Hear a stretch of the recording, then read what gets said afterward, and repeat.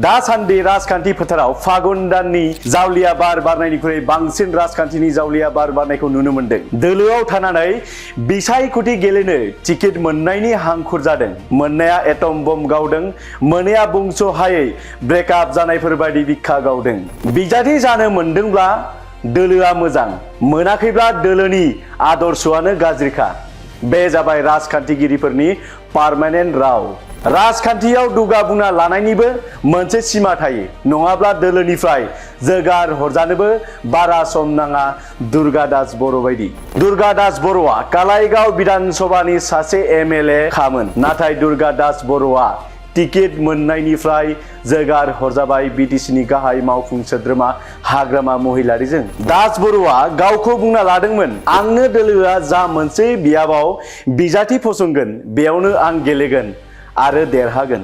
आंनि थाखाय बियाबा फसायनाय फसायै खोथा गैया, आं जेरावखि जाया देरहागोन। दोलोनि थिरांथायानो आंनि थिरांथा। प्रथम कथा कोनेও एकमात्र सभापतिर बाहिरे নিজে মই অমুক সমষ্টিত খেলিম বুলি ক'ব নোৱাৰে সভাপতিৰ বাহিৰে।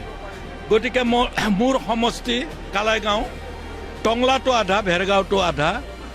আমাৰ দলে য'তেই মোক প্ৰাৰ্থিত্ব দিয়ে তাতেই মই খেলিবলৈ ৰেডি হয়। পচন্দ অপচন্দৰ প্ৰশ্ন নাহে, 15টাই পচন্দৰ চিট। গতিকে তাত মোৰ পচন্দ অপচন্দৰ কথা নাহে, দলৰ সিদ্ধান্তইহে মোৰ সিদ্ধান্ত। दाना थिरांथा लाबाय दोलोआ, दुर्गा दास बर'आ बिसायख'थि गेलेनो मोननाय नंला। दुगा बुंना लानायावनो दुर्गाया आन्दायनांबाय।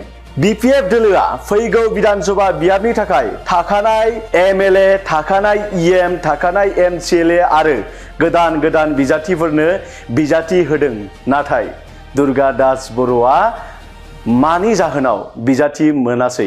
दुर्गा दास बर'आ मानि जाहोनाव बिजाथिनि बेलायाव नेवसि जाखो?